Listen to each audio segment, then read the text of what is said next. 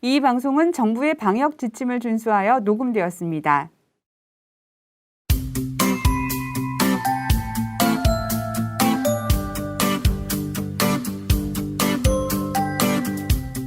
자, 그래서 우리가 오늘 살펴볼 내용 첫 번째는 이제 하나님은 약속하시고 그 약속을 어떻게 이루어 가시는 분이신지. 네. 그리고 두 번째는 요셉도 하나님이 택하시고 약속을 이루기 위해서 하나님이 요셉의 모든 환경을 만들어 가시거든요.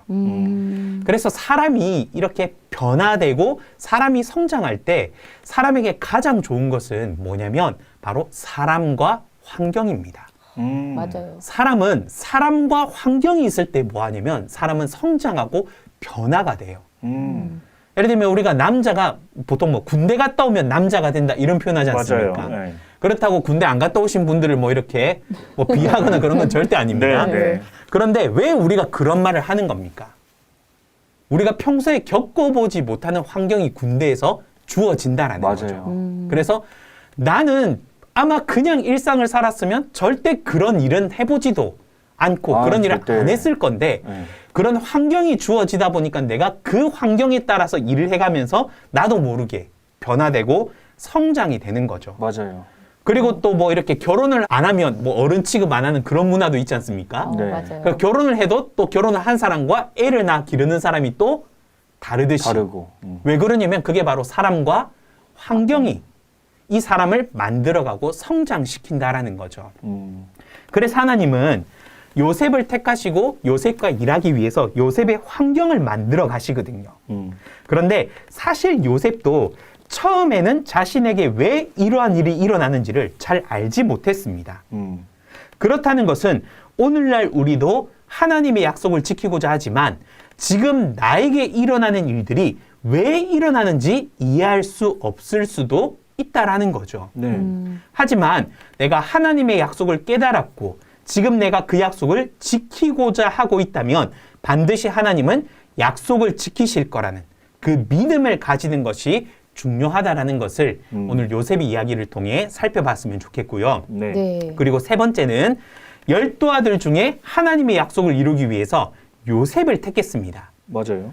그러면 이 요셉의 어떠한 부분을 우리가 보고 배워야 할지도 좀 생각해 보시면서 자신의 신앙의 모습을 한번 돌아보는 시간을 우리 가졌으면 좋겠습니다. 네. 네. 아, 요셉에 대해서 지금 서론만 한 것 같은데 그러게요. 벌써 기대가 되는데 우리 아까 그 요셉의 일기장 내용 있잖아요. 네네. 그 내용만 제가 들었을 때는 사실 요셉이 왜 이 아버지 야곱의 예쁨을 받았는지 아직은 잘 이해가 안 가거든요. 일기 내용상으로 보면은 아무래도 잘생겨서 그쵸? 그렇지 않을까 그건 뭐 그런 생각도 요셉의 들고. 개인적인 생각인 것 같기도 하고. 네네. 그러니까 이게 아브라함 시대 정도면은 솔직히 야곱에게 제일 이쁨을 받아야 되는 사람은 거의 장자잖아요. 거의 그렇죠. 역사 계속 봐도 역사 스토리를 봐도 거의 장자가 제일 많이 이쁨을 받고 택함을 많이 받고 또 그랬잖아요. 그래서 저도 장자 아니면 그냥 둘째 아니면 제일 귀여운 막내 이렇게 예, 그렇지 않을까. 근데 하필이면 또 왜 애매한 그 11번째 아들 왜 요셉이 이쁨을 받는 건지 저도 궁금합니다. 네, 요셉이 야곱의 사랑을 받았던 그 사연이 좀 있습니다. 자, 요셉은 야곱의 4명의 부인 중 라헬의 첫째 아들로 태어난 아들인데요.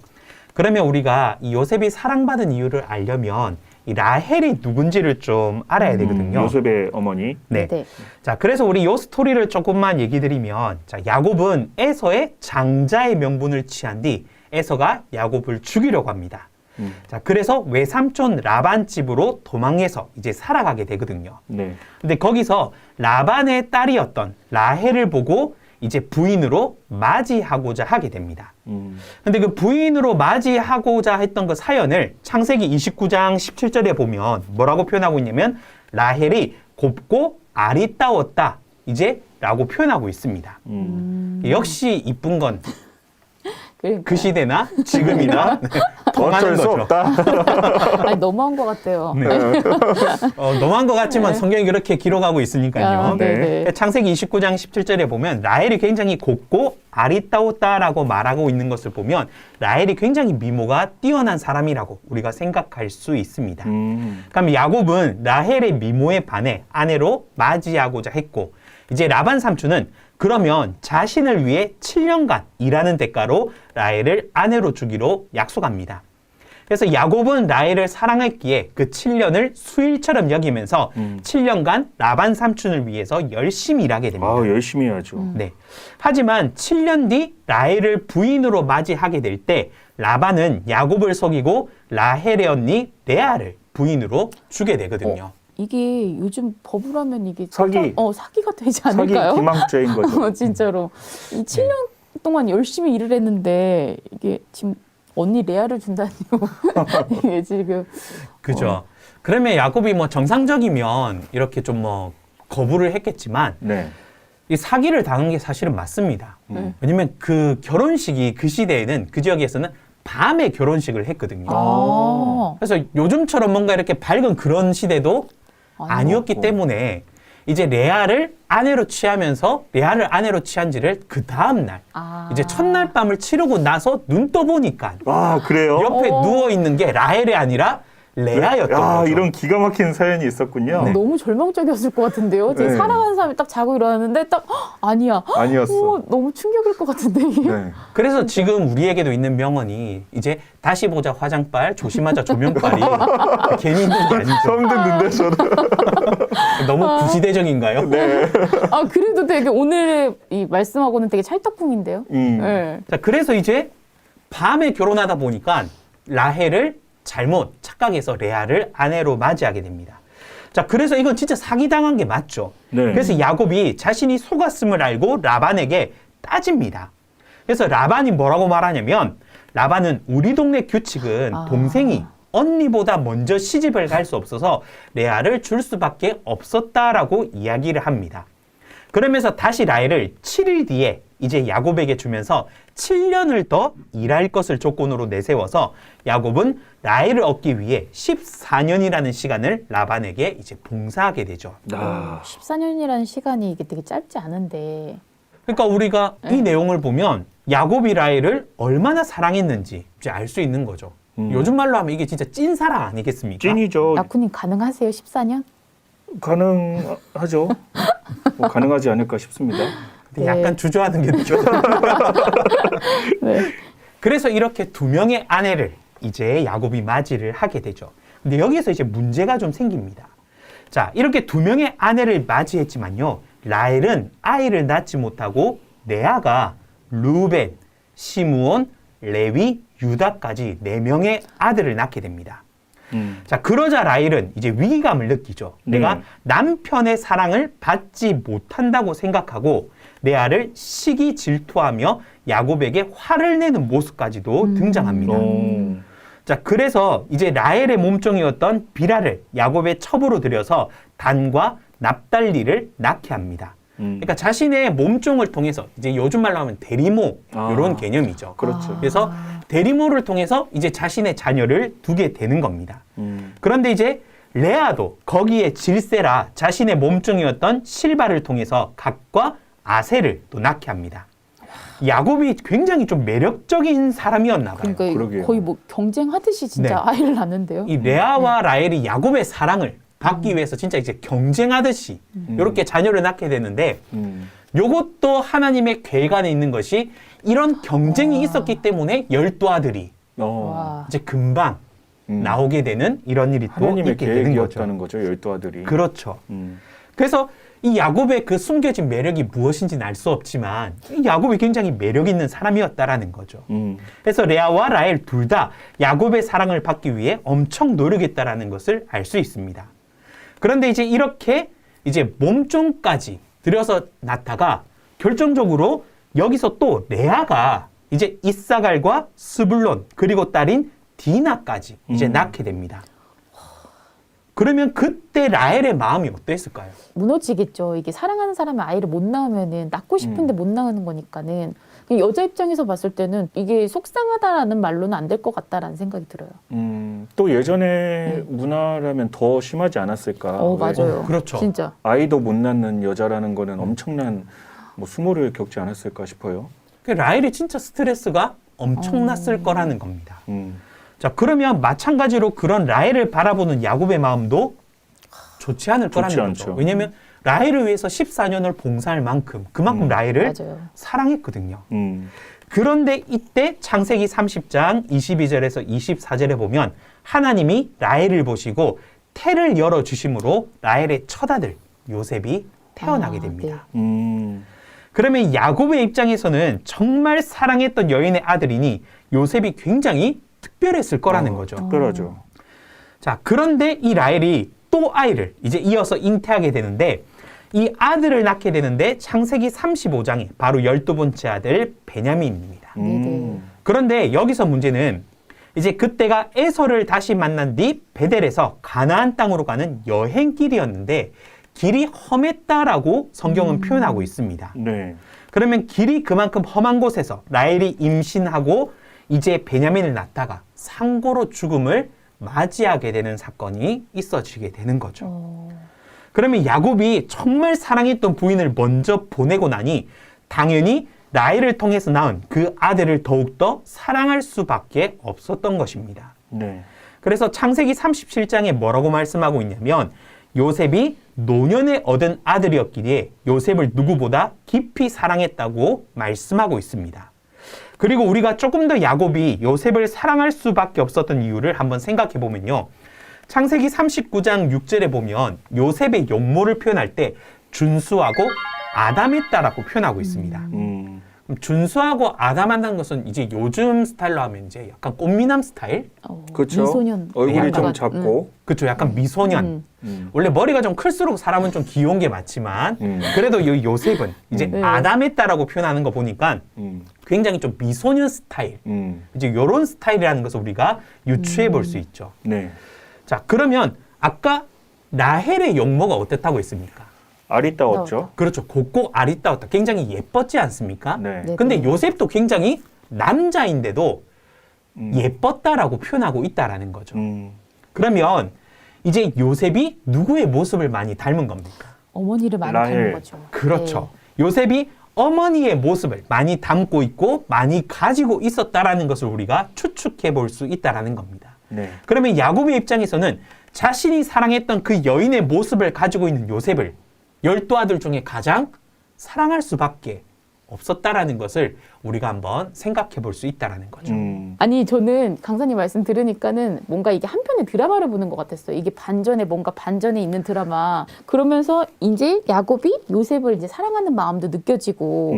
근데 이게 이 모든 것들이 이게 하나님의 큰 그림이었다라는 것 자체가 저는 솔직히 여기서 살짝 좀 더 놀라운 것 같아요. 네, 이게 저도 형제가 되게 많거든요. 아, 그래요? 네네. 그래서 이게 아빠도 되게 편애하는 게 살짝 보이긴 해요. 그래서 저도 어떻게 보면은 이게 요셉보다도 다른 형제들의 그 마음이 조금 더 느껴질 것 같거든요. 햇살님은 몇째세요? 저는 셋째예요. 몇 명 중에 셋째? 6명 중에 셋째예요. 와, 그럼 딱 생존력이 강한. 그렇죠. 네. 네네. 그러다 보니까는 솔직히 요셉보단 요셉이 형제 거기에 좀 더 이해가 되는 거죠. 요셉만 이쁨 받으면 그러니까 저도 동생들은 이쁨 받으면 살짝 이게 이해를 하려고 하다가도 살짝 시기가 나거든요. 그 형제의 마음이 또 이해가 가시는군요. 그죠. 이해가 되는 거죠. 저는 다른 형제의 마음이. 네. 이 야곱의 마음도 느껴지게 되고 또 저는 그 요셉의 마음도 느껴지지만 요셉의 형제들 마음도 조금 감정이 이입이 되는 것 같아요. 아우, 뭐 아주 지구를 품을 기세로 모든 걸 이해하시는데 네네. 저는 아무래도 이제 누나 한 명이 저 있다 보니까 좀 요셉의 마음이 좀 이해가 가고 뭐 나이 때부터 예쁨 받을 수밖에 없는 위치에 그렇겠네요. 있다 보니까 좀 억울한 부분도 있지 않을까. 근데 중요한 건 그 사회생활 할 때도 눈치 보는 게 가장 중요하거든요. 그래서 요셉이 과연 맞아요. 얼마나 눈치를 받는가, 요셉의 그 태도가 어땠는가가 좀 중요할 것 같은데 이게 좀 알 수 있을까요, 강사님? 네, 이 요셉도 사실은 굉장히 좀 아버지의 사랑을 독차지하다 보니까 사실 형제들의 눈치를 받을 수밖에 없는 그런 입장이었죠. 네. 맞아요. 그래서 우리가 이 요 부분을 좀 살펴보면서 이제 요셉의 성품이나 인성, 이제 이 부분에 대해서 우리가 좀 살펴볼 수 있는데요. 이제 요셉과 베냐민은 어머니가 없었기 때문에 이제 실바, 비라의 자녀들인 단, 납달리, 갓, 아셀과 함께 살며 양을 치는 일을 하게 됩니다. 그래서 워낙 대가족이다 보니까 이제 뭐 그때는 이동하다 보니까 이제 텐트 같은 걸 치고 장막을 치고 살았지 않습니까? 네. 그러니까 한 장막에 이렇게 다 같이 살 수가 없어서 그러네요. 이렇게 이제 나누어져 살았는데 요셉과 베냐민은 어머니가 좀 안 안 계시죠. 계시는 입장이었죠. 그래서 물론 형제들이고 물론 이제 어머니이기도 하지만 이제 그 형제들의 장막에 같이 좀 얹혀 사는 이제 요렇게 살았던 사람이 바로 요셉이었습니다. 그럼 네. 눈치를 많이 봤을 것 같은데요. 저 같으면 네, 되게 힘든 눈치밥 먹고 살지 않았을까. 네, 근데 요셉은 눈치를 좀 안 본 것 같아요. 아, 그래요? 네. 뜨든든 여기서 반전이 또 나오네요. 네. 그래서 우리가 그 가운데서 요셉의 모습을 이제 성경을 통해서 보면 이제 그렇게 살면 보통은 좀 눈치를 보지 않습니까? 네네. 네. 근데 요셉이 어떤 일을 했냐면 형들의 과실을 아버지한테 고했다라고 말하고 있어요. 아, 아. 이러면 안 되는데요. 이것 안 좀 돼요. 크네요. 네, 안 돼, 네. 안 돼. 그래서 요셉은 눈치가 있는 스타일은 좀 아닌 것 같습니다. 지금 남의 집이라고 하기에는 그렇지만 어머니가 없이 다른 집에 얹혀 살고 있고 네. 그리고 연배도 제일 요셉이 좀 어리지 않습니까? 네. 네네. 근데 그런 요셉이 형들의 잘못을 아버지한테 다 일러바치는 그 모습이 조금은 아버지의 사랑을 받는다고 해서 좀 철딱서니도 없고 눈치도 없는 그런 모습으로 보일 수도 있다라는 거죠. 그런데 우리가 여기서 또 하나 살펴볼 것은 좀 눈치가 없다라고 볼 수도 있지만 또 어떻게 다르게 보면 요셉은 좀 불의를 보면 참지 못하는 이 정의로운 마음을 가진 사람이라는 것도 우리가 알 수 있죠.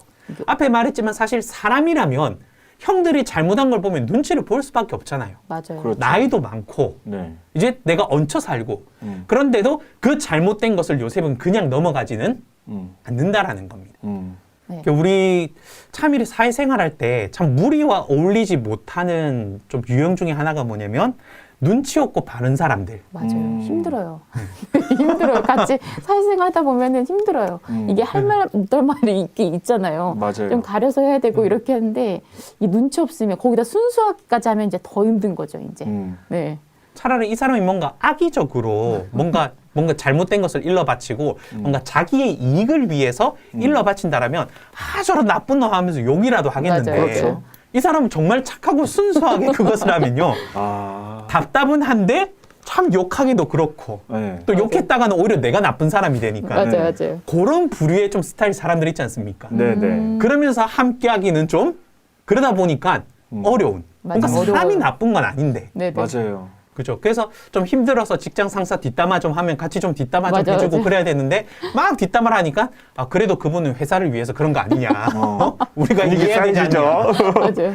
이런 사람 꼭 한 아. 명씩 있지 않습니까? 네네. 네. 요런 스타일이 누구냐?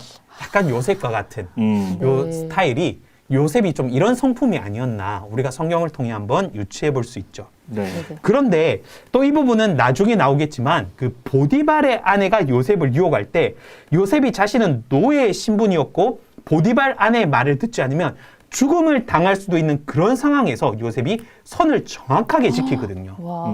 그래서 나는 하나님께 범죄할 수 없다고 단호하게 자르는 그런 모습이 나옵니다.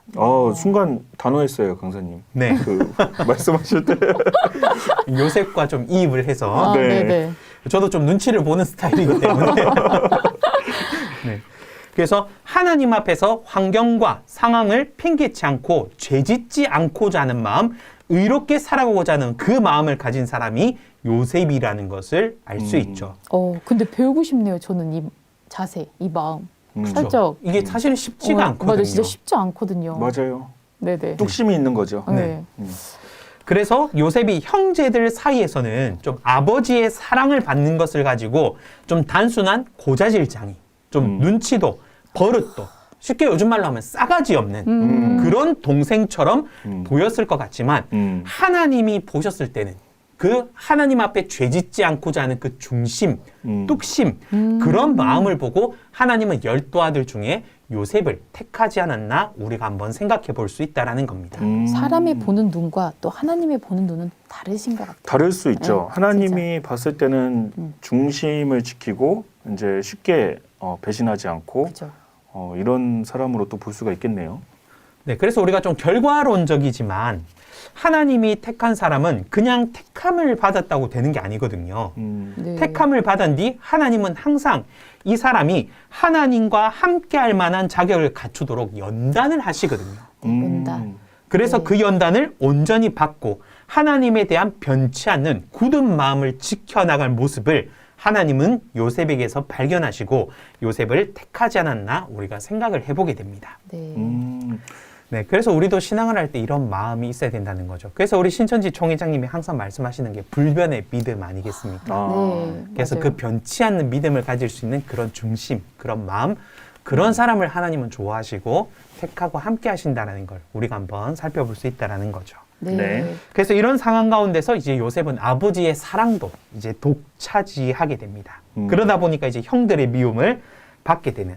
그래서 안 그래도 고든 심정을 가진 사람들은 이제 주변 사람들과 어울리기 사실 힘들죠. 맞아요. 근데 힘들어요. 아버지한테 특별한 사랑을 받는 모습까지 보였으니 이제 형제들 가운데서 완전히 밉상이 되는 겁니다. 맞아요. 이 결과론적으로는 요셉의 이제 그런 굳은 심지가 너무 좋지만은 또 사실 그때 당시 형제들 입장에서는 솔직히 이게 요셉이 아버지 사랑을 독차지하면서 자신의 흥까지 또 아버지께 다 털어놓고 그러면은 저조차도 솔직히 싫을 것 같거든요. 너만 잘났냐? 뭐 맞아. 이거죠. 그러니까 형제들 눈에는 결코 곱게 보진 않았을 것 같아요. 예. 맞아요. 그래서 우리 아까 직장 얘기도 했지만 이제 그렇게 올거진 직장 상사가 그럴 수도 있지. 이런 사람이 직장 상사한테 인정받고 직장 상사가 그 사람을 되게 좋아해요.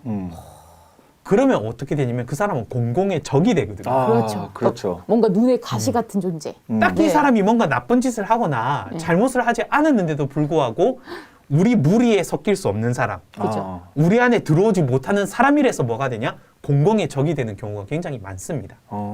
근데 또 정작 본인은 좀 눈치가 없다 보니까 왜 사람들이 자기를 안 좋아하는지도 잘 몰라요. 네, 몰라요. 모르죠. 네, 그러면서 네. 이 무리에 자꾸 끼려고 하고 사람들은 그것에 있어서 스트레스를 받고 네네. 그렇다고 이 사람이 뭔가 잘못했냐? 그건 아닌데. 아니거든요. 그런데 이제 이런 사람들도 있다는 거죠. 근데 요셉은 형들의 잘못을 아버지한테 일러 바치기까지 했으니까 그러니까요. 진짜 형제들 사이에서 요셉은 굉장히 공공의 좀 적, 진짜 밉상. 내부 고발자. 그렇죠. 내부 고발자 진짜 쉽지 않거든요. 맞아요. 그것도 용기가 있긴 있어야 돼요. 맞아요.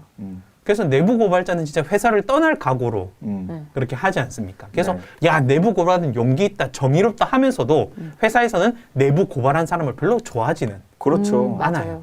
왜냐면 배신자라는 어떤 그런 낙인이 맞아요. 찍히잖아요. 그죠? 분명히 옳은 일인데도. 그래서 요셉이 약간 그런 이 입장에 있었다라는 겁니다. 네.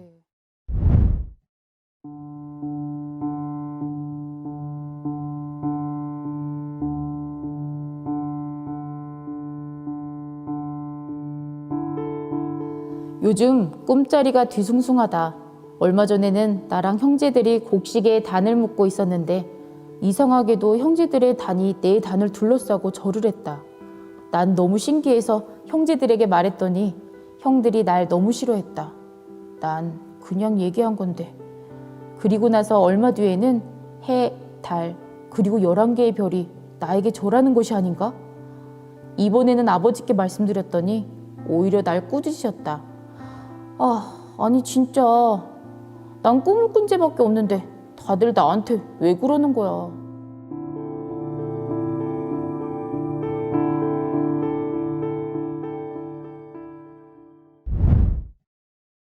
네, 저는 처음에 성경을 읽었을 때는 이 꿈 내용 가지고 왜 형제들이 왜 싫어할까라는 생각을 했었거든요.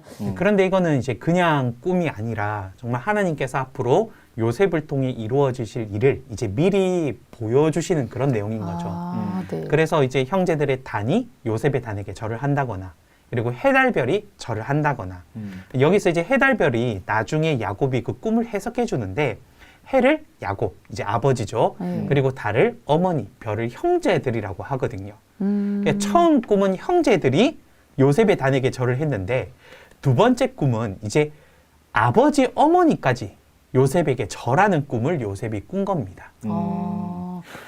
저는 이 요셉이라는 친구를 좀 이해하고 싶지만서도 이 꿈을 굳이 그렇게 얘기를 해서 사람들에게 얘기를 해서 왜 또 미움을 받는 일을 하는가 뭐 이런 네네. 의문이 들거든요. 네. 이게 솔직히 우리가 살다 보면은 이런 꿈 이제 꿀 수도 있잖아요. 그런데 굳이 이걸 떠벌리고 다녀서 진짜로 미움을 사진 않을 것 같거든요. 네. 네, 요셉이 진짜 이렇게 바른 성품을 가지고 있는 것은 정말 큰 장점이지만요.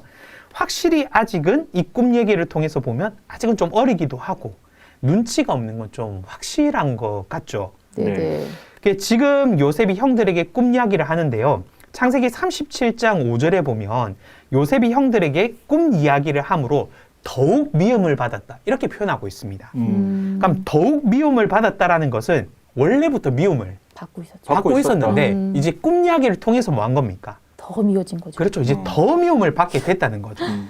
그런데 정말 자기를 미워하는 형들한테 가서 꿈 이야기를 한다는 것 자체가 네. 정말 요셉은 엄청 해맑고 순수하거나 아니면 눈치가 없거나인데 사실 이 두 가지가 겉으로 보기에는 크게 다르진 않거든요. 네네. 더구나 꿈 이야기를 두 번이나 하는데 분명 처음 꿈 이야기를 했을 때 형들이 요셉에게 화를 내거든요. 네네. 왜냐하면 요셉이 형들이랑 같이 밭에 가서 단을 묶었는데 형들이 묶은 단이 요셉에게 절을 하는 거예요. 그러니까 이제 형들이 그 얘기를 듣고 아니 요셉아 네가 우리의 왕이 되겠느냐 우리를 다스리겠느냐 하면서 요셉을 더 미워하거든요. 요거를 좀 우리가 쉽게 표현하면 한참 어린 막내가 아버지한테 이쁨 좀 받는다고 맨날 형들 잘못한 거 아버지한테 일러 바치더니 이제는 아예 우리 형들 위에 있겠다는 말이거든요. 형들 나한테 머리 숙여. 이런 식으로밖에 형들은 받아들일 수가 없는 거죠. 이 정도면은 거의 형들이 그 아버지 없을 때 어디에 뭐 버리고 와도 이상하지 않겠다. 진짜. 이런 수준이네요. 네. 그렇죠. 그러니 형들이 요셉을 더 미워했어요. 그러면 이 정도까지 더 미워하고 형들이 화를 냈으면 요셉이 눈치를 좀 이제는 채야죠. 그죠? 이제 채고 얘기하면 안 이제 되죠. 그 다음 꿈을 꿔도 하지 말아야 되는데 맞아요. 네. 심지어는 두 번째 꿈을 꾸고 또 그 꿈을 형들에게 말해버린 겁니다. 심지어 이 두 번째 꿈에는 해와 달과 11별이 자기에게 절했다고 하니 이번에는 형제들뿐 아니라 아버지랑 어머니까지 자기에게 절하겠다고 한 거예요. 그러니 이번에는 요셉의 아버지였던 야곱이 나서서 요셉을 꾸짖었지만 이제 이 형들의 그 미움과 이제 그 시기는 이제 더 이상 막을 수가 없는 지경이 되어버린 겁니다. 갈 때까지 갔다. 갈 때까지 갔다. 네. 이게 뭐 꿈이 아니라 실제라면 진짜 형제들과 이 아버지 야곱이 그 요셉에게 절이라도 해야 된다는 건지 뭐 이거야말로 뭐 선을 넘은 정도가 아니라 줄넘기 한 게 아닌가. 네, 맞습니다. 그런데 이게 정말 중요한 꿈이었던 게 이 형제들 입장에서는 요셉의 꿈이 진짜 요셉이 버릇없고 건방져서 그러한 꿈을 꾸었다 생각할 수도 있지만요. 네. 야곱은 요셉의 꿈 이야기를 듣고 마음에 담아두었다고 표현하거든요. 그러니까 이게 보통 꿈은 아니었다라는 겁니다. 그래서 앞에서 말씀드렸듯이 이 꿈 안에는 이제 하나님이 요셉을 통해 어떤 일을 이루어 갈지가 이 꿈 안에 들어있었다라는 거죠.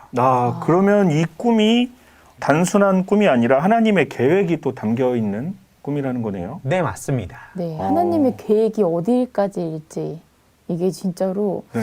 이 가늠하기가 뭔가 힘들 정도로 진짜 어마어마하게 큰 계획이 있는 것 같다라는 생각이 들어요. 그러게요. 이게 사람의 입장에서 봤을 때는 왜 이 꿈 얘기를 굳이 맞아요, 입 굳이. 밖으로 꺼내서 이 사람들에게 미움을 미움을 받냐인 건데 하나님 입장에서 봤을 때는 이 꿈 얘기를 사람들에게 얘기하고 야곱이 그 꿈을 또 알게끔 하면서 그 계획을 또 이루어져 가는 과정일 수 있겠네요. 네, 맞습니다.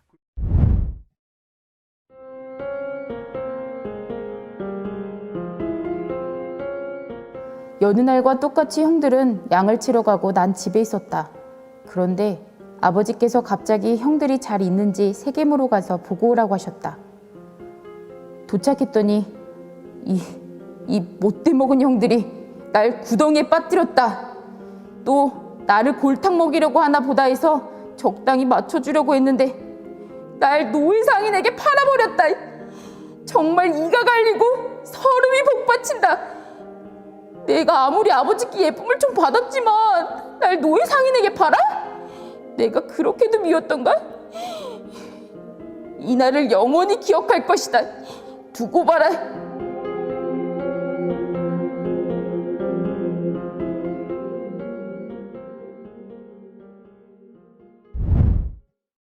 네, 지금 뭔가 상황이 좀 급박한 상황인 것 같아요. 네, 얘기를 맞아요. 들어보니 요셉이 열이 받은 것 같아요. 지금 울분에 차 있습니다. 지금 울분에 차 있고 네. 뭐 두고 보자고 하는데 네. 강사님 빨리 설명해 주시죠. 네, 이제 이 요셉에게 지금 엄청난 일이 지금 이제 발생하게 됐죠. 네네. 네. 그래서 이 엄청난 일은 우리가 다음 시간에 네. 네, 좀 우리가 어. 이렇게 살펴보도록 하겠습니다. 네. 자, 이제는 우리가 헤어져야 할 시간이어서요. 아, 그런가요? 네. 그러면은 좀 기다려 보겠습니다. 네, 네. 빨리 다음 시간에 만나도록 할게요. 네, 감사합니다. 안녕히 계세요. 네, 감사합니다. 안녕히 계세요.